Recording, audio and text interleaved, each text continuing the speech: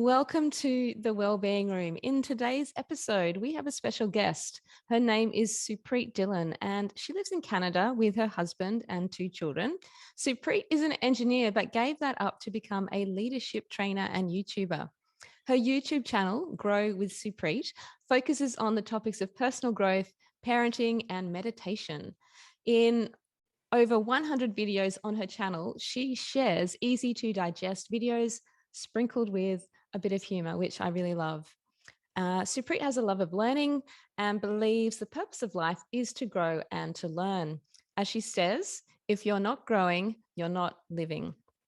She has learned a lot about personal growth, meditation, and parenting through her experience, through reading hundreds of self-help books, and through her conversations with a lot of amazing people.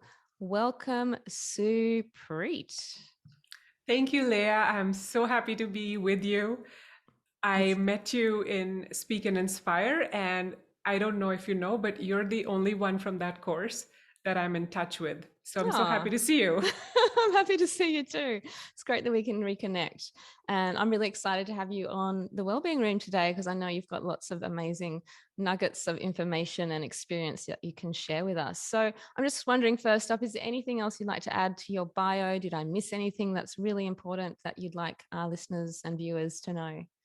No, you did great. Thank you so much. Yeah. You're welcome. Thank you.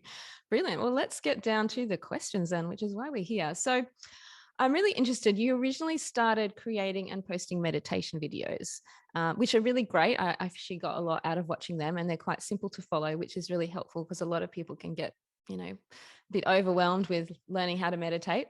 But your channel has continued to evolve over time. So I just wonder if you could describe the evolutionary process that you've been through and explain what you hope to achieve with your channel. Sure. Yeah, it has definitely evolved because I started with only meditation related content, and I did that for more than a year. And then I switched to other topics, but still in the self growth area. So, like, for example, eating healthy, building your confidence, parenting, also a part of growth for me because I have two kids. And so my channel is just basically reflecting what's happening in my life. So in whichever area I'm growing in, I just like to share that with my viewers. So, and that's why I called it Grow with Supreet, because I definitely want to grow, but instead of doing it alone, I'm hoping to do it with my online community. Excellent. And your community has grown quite significantly over time, and I'm really impressed with your efforts there. So that's great. And it obviously means that you're connecting with people and people are getting a lot out of your content that you're creating. I'm assuming you get lots of comments and interesting feedback from your viewers. Oh yeah, yeah. Yeah, I'm very grateful for the support that I've got. And yeah, I intend to continue. Excellent. Great. All right. So one of your passions is reading self-help books, and you've created, I noticed, almost 30 videos devoted to reviewing and sharing the things that you've learned from those books. Now, I'd like to ask you, what are your top 3? I know that's probably hard because you've read so many, and why are they specifically your favorite ones? Yeah, you're right. It is hard.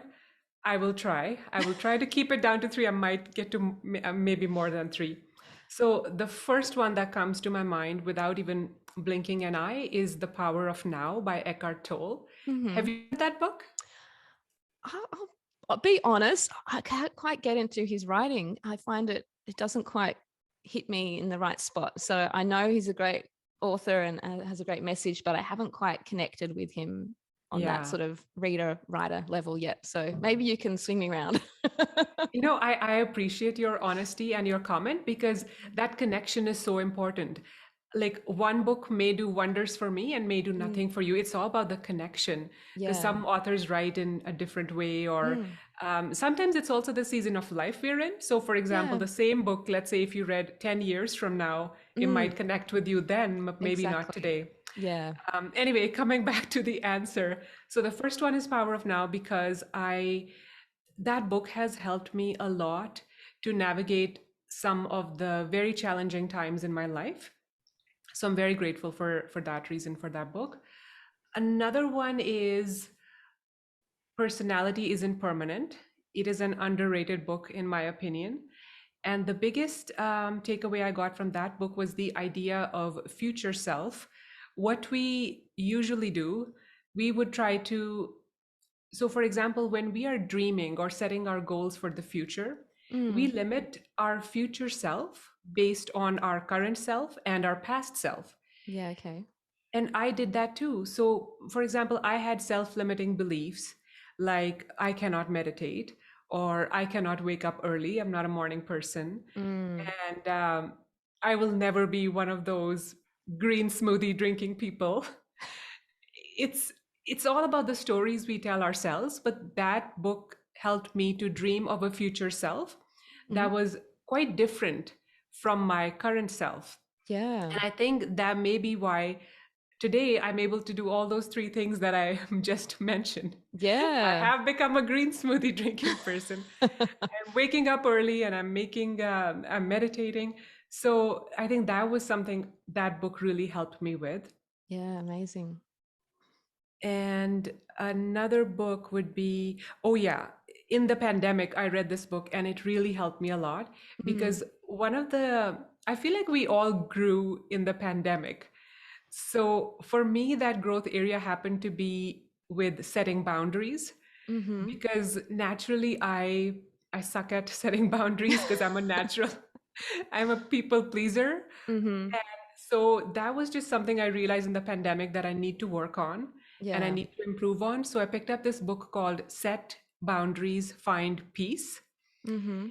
It has a lot of very practical tips and advice that helped a person like me who didn't even know where to start with setting boundaries. Yeah. And if you want, I can share a quick thing that Mm. I learned from that book. Please. Yeah. So I used to think that either I'm a nice person who is, the natural me, the people pleaser me, Mm-hmm. or I can be a mean person who is, who sets boundaries.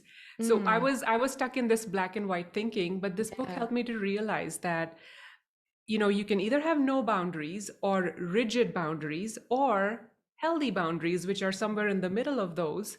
Mm. So that made me feel good because, okay, I can still be nice, Yeah. but creating healthy boundaries actually improves our relationships with others. It's not building walls or closing No. yourself. Yeah. Just by talking openly and having these boundary conversations with our loved ones, we're improving the relationship. So that was Mm. one of the big takeaways from that book. Yeah. And I know I can talk about, we can fill this whole podcast with this, but I'll just quickly name some others that were quite transformative for me. There was Yeah. Think Again, Mm-hmm. there was Think Like a Monk, Mm-hmm. um, and with meditation, so many meditation related books that I helped that helped me when I was trying to learn about meditation. Yeah. Joy on Demand. There was Yeah. Meditation for Fidgety Skeptics, and a lot of others. But I'll A lot of stop. others. I'll Yeah. stop. Sound. No, that's a great list there. So I'll put that list in the show notes and Okay, with the yeah. podcast so people can refer back to them. But I mean, I like what you say about boundaries. I think that sort of thinking black and white, thinking of having, no boundaries and then just being very rigid is, I think probably a lot of people have that sort of concept in their minds, and knowing that there is a middle ground, we can find a bit of a balance there. We don't have to be the always saying no or always saying yes. It's just like anything in life. It's about, but then also by having those boundaries, then you also improve your relationship with yourself, because then you're not sort of flagellating yourself for, I should have said no, I should have said no, or, why did I say that? And, like, or, so I think, Exactly. that improves, sorry, your relationship with yourself and with others as well. So I think that's sort of a win-win, which is great. 100%. Mm, excellent. All right. Moving on. So this is really a good question because, well, I think it's a good question. I wrote it. but but the question is, what do you look for when reading a self-help book, and why would you choose one over another? And we may have touched on this as far as like writing style goes, but are there any other things that you really find help when choosing a book to read? The biggest thing is that the topic of the book has to be something that I'm hungry for at Mm, that point in time. yeah. So like I mentioned, when I was into meditation and I wanted to research meditation and learn, Mm. all I read and all my eyes would find in the bookstores and libraries was meditation related books, because I was just so hungry for that topic. Yeah. And then that changed. So lately, I have read a lot of healthy eating books because that Mm-hmm. has just become the focus of my growth. Yeah. And then similar thing happened with spirituality. So when my dad passed, I Mm. just wanted to read spiritual books and I read them one after the other because Mm. that helped me a lot with the Yeah. grieving and acceptance. Mm-hmm. So I don't really go by what's on the bestseller list, or Mm. sometimes well-meaning friends have recommended books and I will write them down, but Yeah. I will not necessarily read that until I feel called to because of the topic. Yeah. Yeah. Excellent. Yeah, did that answer your Yeah. question? I mean, I think it Yeah. did, and I'm curious now, do you shop online for your books, or do you have a favorite bookstore that you visit and, they know you really well now? Um, it's a mix. So how I am finding most of the books to read these days is through podcasts that I listen to, Okay. Yep. because these podcasts are also related to growth or healthy Mm. eating or something, and usually there'll be an author as a guest on these Yeah. podcasts who has come to promote their book. Yep. And then if I connected with that author and liked Mm. what they shared in that 1 or 2 hours, Yep. and I just want to dig in more into that topic and their book, I Mm. will get that book. Yeah. And I prefer Kindle, reading on my Kindle. I Okay. used Yep. to be a totally a paper book person, Mm. but I switched, and I'm glad I switched because now I can do so many more things. Like I can, Mm. because I'm doing book reviews and book summaries on my YouTube channel now with all Yeah. the books that I read. Not Yep. all, the good ones. I take the time to summarize them. Mm. And so with the Kindle highlights, it's just so easy to like export the highlights Of course. Yeah. into a document, and then, Mm. and also just the process of summarizing and reviewing a book, it also helps me to digest that topic a bit more, Mm. because they say the best way to learn something is to teach it to someone. Exactly. Yeah. Yeah, so by doing the summary and um, kind of writing everything in my own words, I just go through the same material like 3, 4, 5 times, and then Mm. once I record the video, then I edit it. I'm just listening to that after that. So I just feel like the content kind of goes deeper into my mind because Yeah. of the summarizing and reviewing process. Yeah, absolutely. I can see what you're saying there. And that actually brings me to a question I was going to ask you, which is, how do you go about implementing what you learn from the books you read? And you've kind of covered that a bit by, what you do with your Kindle and then doing the book reviews. But does it ever get overwhelming being inundated with so much information and then working out how to apply it in your life?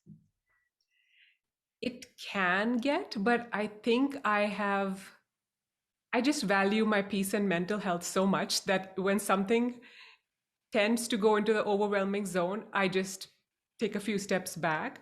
So, Yeah. how I do that with books is, so for example, let's say I read the book called 5 a.m. Club. Yeah. So many recommendations. So, the author says wake up at 5, and then there's the 20 20 20. For the first 20 minutes, you do your meditation, then you read a book or something. Oh, no, I'm sorry. I think the first 20 minutes was physical Yeah. Physical exercise. movement. Yeah. Yeah, yeah. Yeah. So I try to follow the rule of one major change at a Mm. time, Yeah. and then just stick to that one change for a good 3 months or 6 months, completely solidify that habit Mm. before adding other things. So in this example, I just decided I'm going to wake up at 5 a.m. Yeah. And I did not put the pressure of, okay, I also have to do movement now. I also have to do. Mm. So by doing one thing at a time, I was able to stick to it. Yeah. And this idea is actually from the book called Personality Isn't Permanent, the idea Okay. of one major goal. Because, Mm. in the excitement of reading a book, it's so easy to get excited and say, oh, tomorrow I'm going to be a different person and do this and that.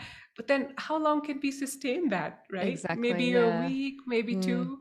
Exactly. Yeah. So I think that would be how I prevent overwhelm from happening. That's a really Um, great suggestion. yeah. Yeah, obviously. And you've put it into practice. So that's, the proof is in the pudding there. So yeah, because I read the 5 a.m. club too. And it was there was just so much in there, wasn't there? It was just nugget after nugget. And it's like, whoa, like, okay, just getting up at 5 a.m. is a big change for, many of us. Yes, yes, Plus all the other yeah, bits and pieces. But yeah, no, it's great that you stuck to one thing and then applied that. So thank you for sharing yeah. that. Yeah. So another question I have around this topic is that sometimes I can, like I've already mentioned, I can find self-help books hard to read. Like maybe I don't connect with the author, or maybe there's just so much content. And I do start them with good intentions, but then don't always get to the end. So what advice would you give to someone like me who wants to improve and grow, but just sometimes lacks commitment to complete the book and then perhaps follow through? I think more important than finishing a book is to apply something, even if it is just one little thing to your Yeah. life, and practically apply that knowledge. Because, and I may have been in this category of people that, you get a high from putting a check mark on your books read list, right? And then Mm, you read hundreds of books, but then what's the point of reading all of them if it didn't help you to improve your life in any way? yeah. So I think don't even worry about finishing or getting to the end. It's more about applying. If you haven't finished a book, but just after one or two chapters you applied something, I think that's way more useful than Mm, finishing the book just to say, just for that mental check mark, yeah. right? Yeah, absolutely. I believe that knowledge is not power. Knowledge plus action is power. Mm, I firmly believe in that. So we have to yeah. have a very, very strong action bias if we are serious about self improvement. I love that. That's really powerful. It's powerful. It is powerful. Action. Action is required for anything, I think, in life. Absolutely. I just wanted to add in here one book that I really love is The Sure. Charge by Brendan Burchard. I don't know if you've read that one at all. I know the author, but I haven't read Mm. the book. Okay, yeah. I have it on Audible and I think I've listened to it 3 times. And I've actually got the book as well. But yeah, it's one book that I keep going back to again and again and again. And again, it's a case of I haven't applied everything, but I just like hearing it.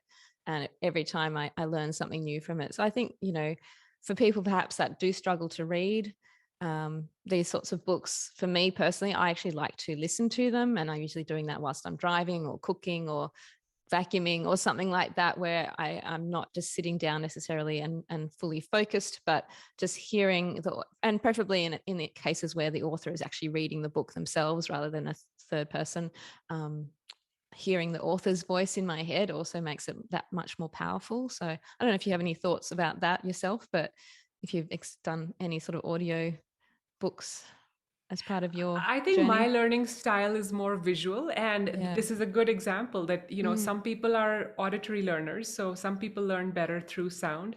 I just happen to be, I have to see things and mm, underline or highlight them and also yeah. read them again and again. If I see a quote or a line that kind of blows my mind, I just want to go back and Mm, reread it or think about or just pause and reflect on it. yeah. So yeah, I think we all have our styles, but we're so lucky to live in this world where audiobooks are available for pretty much every book that comes Mm, out. yeah. So yeah, now people who are not visual learners or who don't have the time to sit and read, they could like Mm, drive to work and listen to the audiobook. yeah. Yeah, that's right. Yeah, it's actually funny. I was listening to a Mel Robbins book the other week, and as I was listening to it, she said this quote, and I was like, ran to my computer, like typed it out. So I didn't want to forget it.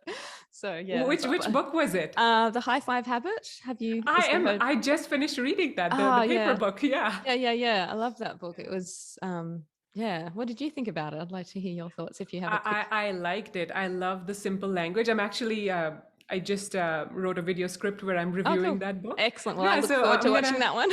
yeah, and then Yeah. we can exchange if your thoughts were similar or different. Yeah. We'll save that for another conversation, maybe. Yeah. Awesome. All right. Well, we might just move to wrap things up here. So, no doubt you have learned a lot of wellbeing tips from your reading that you could share, and you already have shared with our listeners. So, what I'd like to know is one really specific thing that has helped you the most, perhaps, or had the biggest impact to improve your wellness and get more out of life. So, with a specific wellness focus here. Self-compassion. Mm-hmm. I think when we are on our journey to improve our wellness, it's human and natural to slip and fail and go back to our old habits and patterns. But when Yeah. that happens, instead of beating ourselves up and instead of feeling guilty and saying, oh, I knew I could never do this, or just Mm. being harsh on ourselves, I think we just have to have some self forgiveness Yeah. and self compassion, because at least we're trying. And Mm. I did that. So, with the 5 a.m. thing that we Mm. talked about, Yeah. for a good, I think, 5 or 6 months, I was able to wake up at 5 a.m. on most days, like maybe 90% of the days. And I was pretty happy with that. But Mm. then what happened this year when summer break happened for the kids in July and August, because the sun sets really late here in Mm. where I live in Canada, it Yeah. sets after 10. And Oh, wow. for Yeah. me, my routine was to wake up at 5. I would have to go to bed before 10. But Mm. because the sun hadn't set, it was hard to sleep anyway. And the kids were awake. We were out and about. So I struggled to wake up at 5. And my initial reaction was to say, okay, well, what happened? What happened to the 5 a.m. lady who is preaching this to others and now can't do it herself? So Mm. I just had to apply that self compassion to myself too. And like everyone is different, right? So Mm. because of the situation that, I wanted to enjoy the daylight and enjoy the short summer that we have here in Canada. And if Yeah. that means that I'm, instead of waking up at 5, waking up at 6 or later, Mm. it's fine. I don't have to, strictly go by the book and do what the author said. I can Mm. modify it a bit to suit my lifestyle. And even with the healthy eating, the same thing happened. I did a 90-day online course Yeah. called WildFit, and I did really well with it, stuck to it. And then when it ended and I was on my own, I did slip a few times and I tended to eat the unhealthy foods that I was used to. Yeah. But I, again, had to use self compassion. Mm. And one thing that I say to myself, which I feels really helped me with my self compassion, is that let's say if I took 3 steps up in my Mm. wellness journey and I Mm. fall 2 steps back, Yeah. and let's say I keep on doing that, I'm Yeah. still going up. So I have to zoom out and look at the big picture. I'm Yeah. still able to slowly take 1 step up, up, up. And Mm-hmm. that's okay. I'm Yeah. human. Absolutely. That's such a great, thank you for sharing that. That's absolutely wonderful. I think you touch on so many important things there, like that, just compassion for situations that change, like you said, the 5 a.m. wake up in summer, it just wasn't achievable because of, the daylight, it was still there. And, so, you got to adjust. And I've had a similar experience when it came to winter. So it would have been about the same time of year for us, but it was winter. And I was wanting to get up early, but it was just so warm and cozy in my bed and it was still dark outside. And I'm like, I don't want to be getting up at 5 or 5:30 because I'm really enjoying relishing in staying in my warm bed and and I'll still do whatever I need to do in the morning to look after myself but it's just going to be a little bit later. So and I think I struggled with that for a bit and I actually had to speak to a couple of people and they were like yeah, just go with the flow, and it's like, okay, yeah. So it's that awareness that I think we need to develop as part of our ongoing well-being journey, and that self-compassion is a really important part, and the same with the eating as well. um, yeah, absolutely. And I just loved everything you said, so thank you so much. Really great. I wonder what would be your answer to that question? Like one being tip that you would think is Oh. like bigger than all the others for your own journey. Hmm. It probably wouldn't be far off yours. Just as self-love, and self-compassion, I think. Yeah, I think sometimes we can put ourselves into situations where we put ourselves last, or at least second, not necessarily at the top. Um, and I think for us to be able to show up as ourselves and fully love others, we really need to love ourselves first, and demonstrate that to other people. I think if we just let people walk over us, and just say yes to them all the time when we should perhaps have said no at a certain point, then it just gives them permission to keep doing that. If you don't stand up for yourself, then people will just keep taking advantage of that fact. So that would be my answer to that. And I just wanted to add back to what you said about the 3 steps forward, 2 steps back thing. And I think that's a brilliant way of looking at it. And I think that's something I've also, one of the macrobiotic things that I've discovered over time is that, we're constantly going through these ever evolving cycles of life. And it's actually part of the macrobiotic philosophy, so I can't speak, where you go upwards and then you come back down, but you don't go all the way back down to where you started. You just keep going up, you have a breakthrough and then you sort of come back down, but you're still higher than when you were before. So I really love that because ties into my sort of understanding of the universe and life as well. So Nice. thank you. Nice. Yeah. Awesome. So is there anything else you'd like to share, to add before we wrap up today? No, just I love your podcast. Thank you. So for people who are listening, please subscribe to her podcast. And I don't even miss one episode. I love hearing your voice. Thank you. It's a joy. Yeah. Oh, lovely. Thank you, Supreet. I really appreciate that. And I will put all the information to your YouTube channel and a list of some of the books we've talked about today. And if there's anything else you want to sort of, where listeners can connect with you, whether that's on Facebook or any other channel, then you can share that with me and I'll put it on for the listeners to have. So thank you so much. It's been such a joy and a pleasure. And I'm so glad I got up early this morning to have this conversation with you because it's early here in Australia. But yeah, it's lovely to see you. And I'm wishing you all the best for, Christmas is around the corner, end of the year. And yeah, I hope you have a safe time and a happy time with your family over whatever break you have over in Canada. So thank you so much for being on the Wellbeing Room. Thank you. And wish all the same for you. Have a great Christmas and enjoy your new puppy next week. Yeah. Thank you so much, Supreet. I'll see you around. Take care. Okay. Bye.